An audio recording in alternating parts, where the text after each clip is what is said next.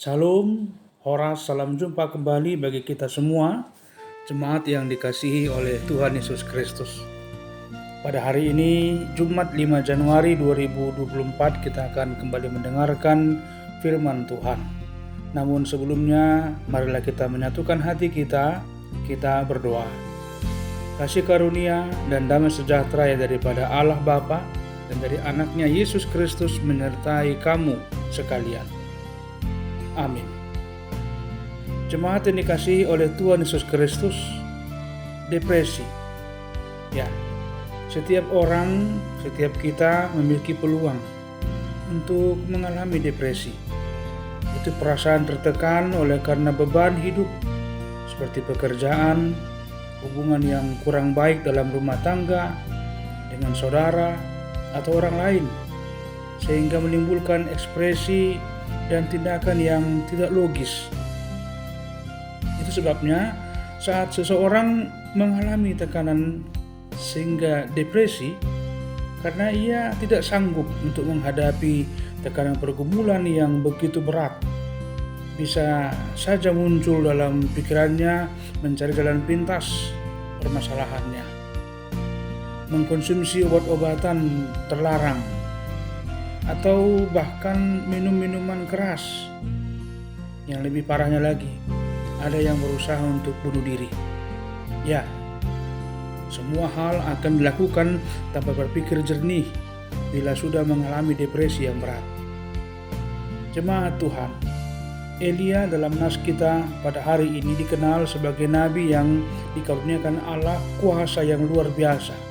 Ia pernah berhadapan dengan 450 Nabi Baal di Gunung Karmel. Di sana Elia memohon kepada Allah untuk menunjukkan kuasanya saat Elia mempersembahkan korban bagi Allah. Demikian juga Nabi-Nabi Baal itu. Lalu Allah menurunkan api, membakar korban bakaran yang dipersembahkan oleh Elia. Bukan hanya korban bakaran itu, tapi juga habis dilahap oleh api Allah, kayu, batu, tanah, dan air juga menjadi kering dikilati api itu. Dalam 1 Raja-Raja pasal 18. Namun sebagai manusia biasa, Elia pun mengalami masa terendah dalam hidupnya sebagai Nabi Allah. Ia mendapat tekanan yang sangat berat dari Isabel, istri Raja Ahab, karena ia telah membunuh 450 Nabi Baal, nabinya Isabel.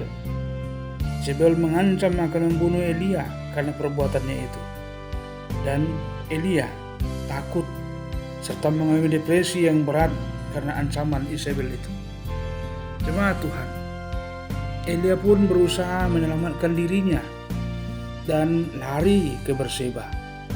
Dalam tekanan ancaman itu, Elia berseru kepada Allah, namun bukan untuk memohon pertolongan dari Allah, akan tetapi Elia justru meminta Allah untuk mengambil nyawanya. Bukankah itu suatu permintaan yang sangat aneh atas seorang Nabi Allah? Dalam pelariannya itu, ia kemudian tertidur di bawah sebuah pohon ara. Lalu malaikat Tuhan datang kepadanya sambil membawa makanan bagi dia. Malaikat itu membangunkan Elia agar segera makan dan melanjutkan perjalanannya itu. Nas kita hari ini memberikan kesaksian tentang hal itu. Bangunlah, makanlah, sebab perjalanan itu nanti terlalu jauh bagimu. 1 Raja-Raja 19 ayat 7. Elia kemudian terbangun lalu makan. Setelah itu ia melanjutkan perjalanannya selama 40 hari 40 malam hingga tiba di Gunung Horeb, Gunung Allah. Jemaat Tuhan, kita juga berpeluang mengalami depresi seperti Elia. Akan tetapi, sikap tindakan kita atas keadaan yang kita hadapi itu janganlah seperti yang dilakukan oleh Elia, memohon kepada Tuhan untuk mengambil nyawanya.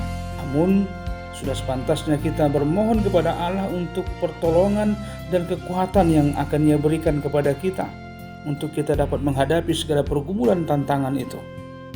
Allah akan bersedia menolong kita, bahkan Ia menyediakan bagi kita segala yang kita perlu untuk menghadapi masalah yang kita hadapi itu. Seperti halnya tadi, Allah menyediakan makanan bagi Elia. Oleh karena itu, Janganlah kita sekali-kali ragu atau tidak percaya kalau Allah selalu menyertai kita dan menyediakan segala yang perlu bagi kita untuk memenuhi kebutuhan kita, bahkan dalam menghadapi berbagai perkara apapun dalam kehidupan kita. Maka percayalah dan berserahlah kepada Tuhan senantiasa, sebab Ia akan selalu menyertai dan menolong kita sehingga kita akan merasa aman bersama dengan Dia. Amin. Kita berdoa. Terima kasih Tuhan buat firman-Mu yang telah mengingatkan kami agar kami jangan ragu, takut dengan ancaman dunia ini, karena Engkau adalah penolong kami.